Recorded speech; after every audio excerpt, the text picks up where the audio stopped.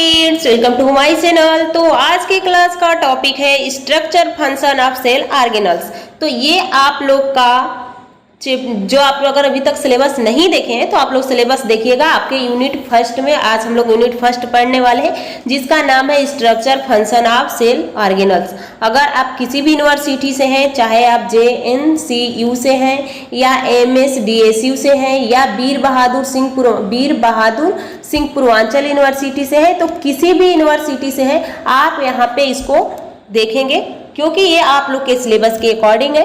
और देखिए आपको कोई भी डाउट नहीं बचने वाला है ये क्लास करने के बाद, या आपको समझने में भी कोई प्रॉब्लम नहीं होगा, इसकी गारंटी मेरी है। और आप बस क्लास में बने रहिए, पेपर पेन साथ लीजिए और बहुत ध्यान से इस क्लास को देखिएगा क्योंकि इसमें एक एक पॉइंट बताया जाएगा। ऐसा नहीं है कि अगर आपका बेसिक क्लियर नहीं है तो हम आगे चले जाएंगे, ऐसा कदापि नहीं। हम पहले उस बेसिक को भी क्लियर करेंगे, जहां हमें लगेगा कि आप लोग को नहीं पता होगा तो हम जरूर उसको इसमें बताएंगे। अगर कुछ डाउट रह भी जाता है तो आप कमेंट कीजिएगा, नेक्स्ट वीडियो में फिर उस टॉपिक को मैं जरूर बताऊंगी। आपको कोई प्रॉब्लम नहीं होने चाहिए इसको समझने में। और देखिए चाहे आप हिंदी मीडियम के स्टूडेंट हैं और या इंग्लिश मीडियम के हैं, किसी को प्रॉब्लम नहीं होने वाला क्योंकि हम लोग हिंदी इंग्लिश दोनों साथ लेके चलेंगे। ये जो आप लोग के सामने PDF है ये बाइलिंगुअल है, तो आप लोग को कोई प्रॉब्लम होने वाली नहीं। हम लोग का टॉपिक है सेल यानी कोशिका, द सेल्स।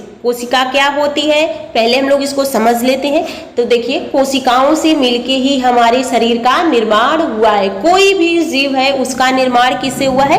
कोशिका यानी सेल से मिलके निर्माण हुआ है। जैसे कि यहाँ पे सेल होती है, उसके बाद जब यहाँ पे ये एक है तो सेल बोलते हैं। जब कई सारे ग्रुप बन जाते हैं तो इसी को हमने टिश्यू नाम दे दिया, यानी इसे हम ऊतक कहते हैं। जब यहाँ पे कई सारे ऊतक मिल जाते हैं तो हम इसे कहते हैं कि एक हमारा अंग यानी आर्गन बन गया। और जब आर्गन कई सारे जुड़ जाते हैं आगे चल के तो एक हमारे बॉडी का निर्माण हो जाता है। जिस प्रकार से घर बनाने में सबसे पहले हमें ईंट की जरूरत पड़ती है तो ईंट को मानिए सेल, उसके बाद ईंट कई सारे ईंट मिलके एक दीवार बनती है, उस दीवार को मानिए जो ईंट था सेल, दीवार को मानिए आप ऊतक। और जब चार दीवार मिलती है तो एक रूम तैयार हो जाता है, तो जो कमरा होता है यानी रूम होता है उसको आर्गन मानिए। और जब कई सारे रूम एक में ज्वाइंट हो जाते हैं तो एक हमारी खूब सुंदर सी मकान बन जाती है। वैसे ही जैसे कि हमारे जब कई सारे आर्गन्स मिल जाते हैं तो एक हमारी सुंदर सी बॉडी का निर्माण हो जाता है। तो यहाँ तक किसी को कोई प्रॉब्लम नहीं होगा। यानी सेल, एक कोशिका सेल है छोटी सी तो उसको हम सेल बोलते हैं। जब कई सारे सेल का ग्रुप हो जाता है तो उसे टिश्यू बोलते हैं। टिश्यूओं का ग्रुप हो जाता है तो उसे आर्गन बोलते हैं। और जब आर्गन का ग्रुप हो जाता है तो उसे हम बॉडी बोलते हैं, यानी हमारे बॉडी का निर्माण हो जाता है। अब कोशिका हमारे शरीर की संरचनात्मक एवं क्रियात्मक इकाई है। तो जो सेल होता है स्ट्रक्चरल एवं फंक्शनल यूनिट होता है हमारे बॉडी का। तो चलिए अब यहाँ पे देखिए, अभी हम लोग आगे देखेंगे कि सेल में क्या क्या पाया जाता है, सेल की खोज किसने किया, सेल के अध्ययन को क्या कहते हैं। तो हम लोग एकदम सीरियल बाय चलते हैं जैसे कि कोई भी प्रॉब्लम आप लोग को न हो। तो देखिए यहाँ पे सेल किसे कहते हैं? तो जंतुओं और पौधों के शरीर छोटी छोटी यूनिट से मिलकर बना होता है जिन्हें हम सेल कहते हैं। कोशिका जीवधारियों की रचनात्मक एवं क्रियात्मक इकाई है। Cell is the structural and functional unit of living organism. यानी यहाँ पे सेल पूछा जाए कि हमारे शरीर की यूनिट क्या है तो कोशिका है, यानी कोशिका से ही हमारे शरीर का निर्माण हुआ है। अब यहाँ पे पूछा जाए कि ये सेल है, सेल के अध्ययन को क्या बोलेंगे तो साइटोलॉजी। साइटोलॉजी का मतलब है कोशिका का अध्ययन करना। जैसे न्यूरोलॉजी होता है तो तंत्रिका तंत्र का अध्ययन करना, यहाँ पे हिस्टोलॉजी होता है तो ऊतकों का अध्ययन करना। तो ऐसे ही हम लोग का साइटोलॉजी होता है जिसमें हम कोशिकाओं का अध्ययन करते हैं। तो यहाँ पे जीव विज्ञान की वह शाखा जिसमें अंगक कोशिका अध्ययन करते हैं। साइटोलॉजी यानी कोशिका विज्ञान कहते हैं। 1665 ईस्वी में कार्क के सूखे पतले सेक्शन में किए थे। अब इसको समझिए, जब यहाँ पे रॉबर्ट रॉबर्ट हुक आते हैं 1665 में, तो इन्होंने एक कोशिका की खोज करते हैं। कार्क किसे कहते हैं, जैसे ये प्लांट होता है और जो प्लांट के ये बाहरी वाले छिलके को जब हटाते हैं ना तो हल्का सा यहाँ पे रेड कलर का दिखता है, जिसे हम कार्क बोलते हैं। या पहले जो इत्र आता था ना उसका कैप बना होता था, वो कार्क का ही बना होता है। तो सबसे पहले 1665 में रॉबर्ट हुक आते हैं, इसको कहानी के जैसे समझिए। रॉबर्ट हुक आते हैं 1665 में, उन्होंने कार्क में उसको छील रहे थे और अपने द्वारा माइक्रोस्कोप खुद बनाए थे। उसमें वो जब उन्होंने देखा उसको नीचे रख के, तो बहुत सारी उनको मधुमक्खी के छाते जैसे छोटे छोटे रूम दिखाई दिए। जब इस तरह से उन्हें रूम दिखाई दिया तो उन्हें अचंभव हुआ कि आखिर ये है क्या। तो फिर उसको और अध्ययन यानी उसका विस्तृत अध्ययन किए, तो उन्होंने उसका नाम क्या कर दिया, सेल रखा। लेकिन ये सेल कैसी थी, मृत थी, जीवित नहीं थी।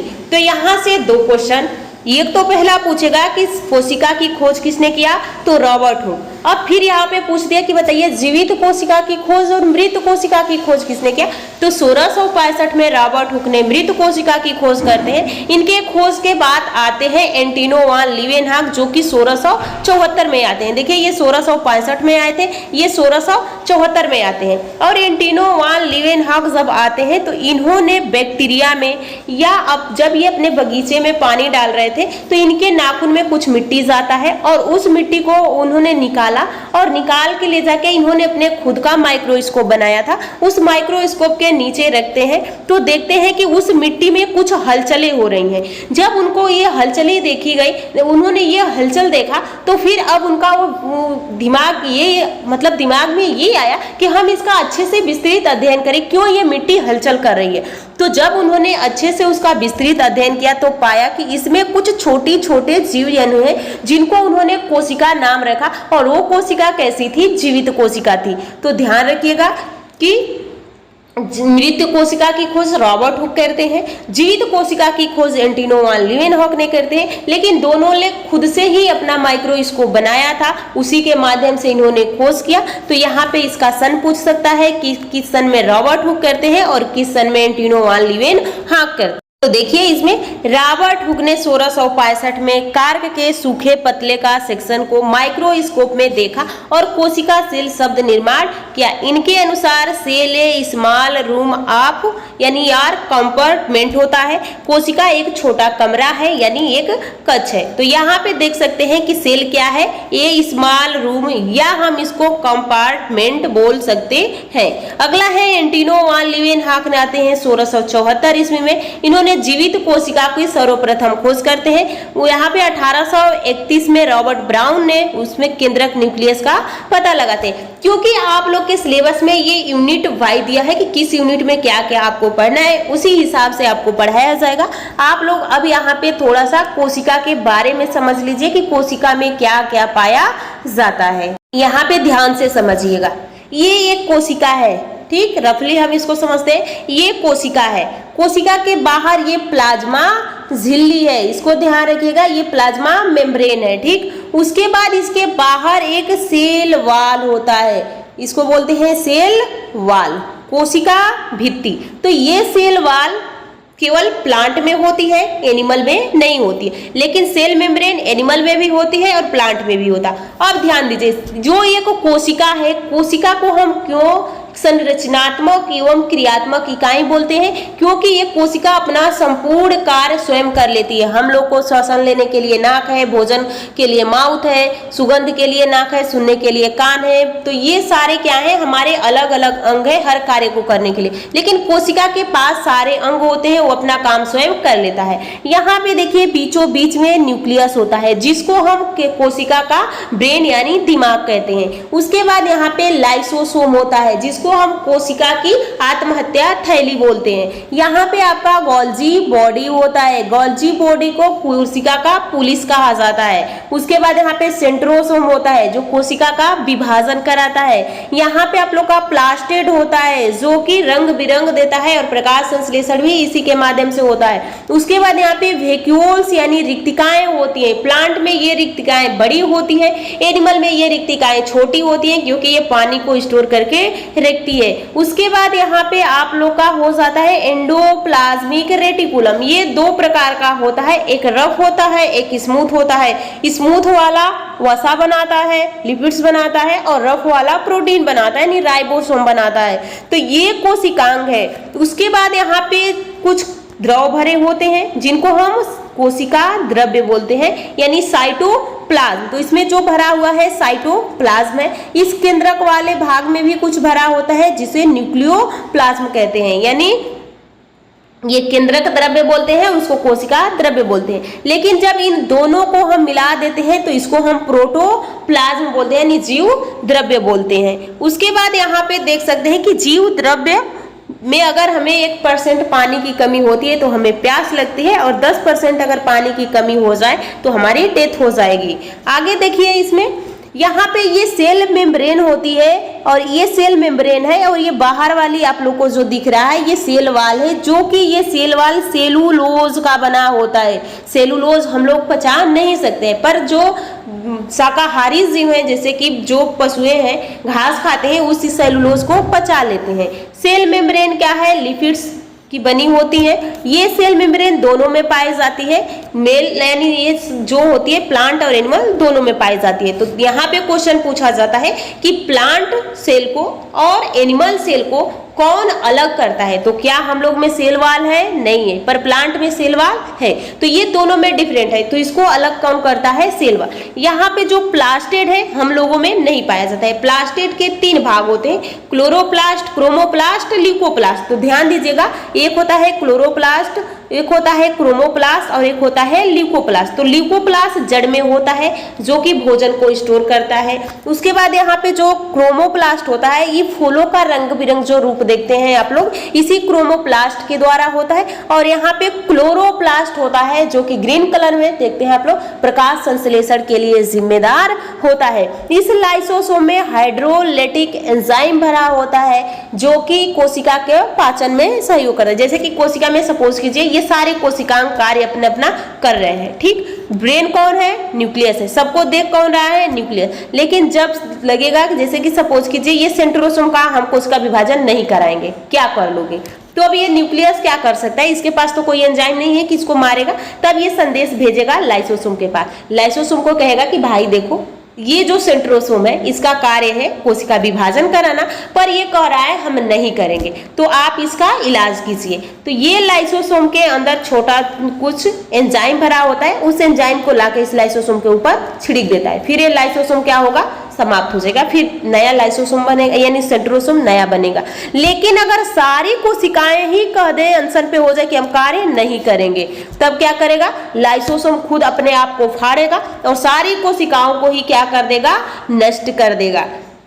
इसीलिए लाइसोसोम को कहा जाता है आत्महत्या की थैली। देखते हैं अगर किसी को कहीं पे चोट लग जाता है ना, तो वहां पे ब्लैक कलर का हो जाता है। वो ब्लैक कलर क्यों हो जाता है? क्योंकि वहां की जो लाइसोसोम होती है, लाइसोसोम खुद मर गई होती हैं। फिर बगल के साइड के लोग, जैसे कि साइड वाले जो कोशिकाएं होती हैं, वो झांकती हैं कि भाई ये क्यों ब्लैक हो रहा है, तो धीरे धीरे वो फिर अपना ही लाइसोसोम देती है और फिर वहां से नया लाइसोसोम बनना स्टार्ट हो जाता है। तो उम्मीद करती हूँ ये कोशिका के बारे में अभी बहुत थोड़ा सा आप लोग को बताया गया। जैसे जैसे आपकी क्लास बढ़ती जाएगी आप डिटेल से समझते चलेंगे, आपको लगेगा कि हाँ हमने बायो पढ़ा है तो हमको बहुत अच्छे से समझ में आ रहा है। बस आपको पढ़ना है, साथ में कॉपी और पेन लेके बैठना है, मेन पॉइंट आपको नोट करते हुए चलना है, जिससे कि आपको पेपर के टाइम लिखने में कोई प्रॉब्लम नहीं होगा।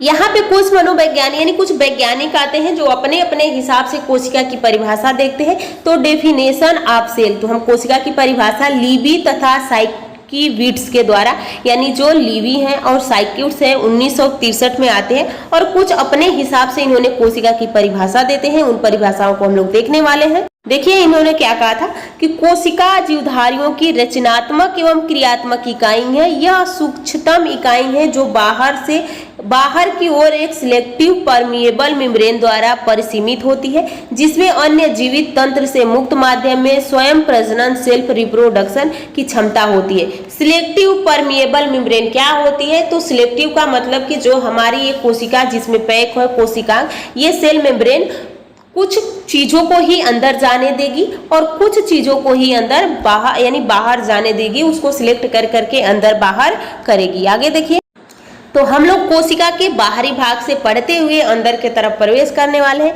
जैसे ये हमारी कोशिका है, ये प्लाज्मा झिल्ली या इसको सेल वॉल यानी प्लाज्मा मेम्ब्रेन, प्लाज्मा झिल्ली बोल सकते हैं। तो देखिए, प्रत्येक एनिमल सेल को प्रोटोप्लाज्म के चारों ओर से एक अति पतली पारदर्शक झिल्ली से घिरा रहता है, जिसे प्लाज्मा मेम्ब्रेन कहते हैं। यही प्लाज्मा मेम्ब्रेन है सारी कोशिकाओं को क्या किया है, अपने अंदर रखा हुआ है। आगे देखिए, इसमें यहाँ पे यह प्रोटीन तथा लिपिड अणुओं के बाहरी स्तर की बनी होती है, जिसमें अनेक सूक्ष्म छिद्र होते हैं। यह अर्धपारगम्य होती है, यानी यहाँ पे डिफरेंशियल मेम्ब्रेन होती है, अर्थात केवल एक विशेष प्रकार के मॉलिक्यूल्स को ही कोशिका में प्रवेश या बाहर जाने देती है। यह सेल को प्रोटेक्ट या और शेप देती है, यानी इसका प्रोटेक्शन भी करती है, रक्षा भी करती है और इसके आकार को भी बनाए रखती है। तो आज की क्लास हम लोग यहीं पे समाप्त करेंगे। अब हम लोग प्लाज्मा जो मेम्ब्रेन होता है, ये आप लोग को के सिलेबस में मेंशन किया गया है कि मेनली आपको ये प्लाज्मा मेम्ब्रेन के बारे में जानकारी होनी चाहिए।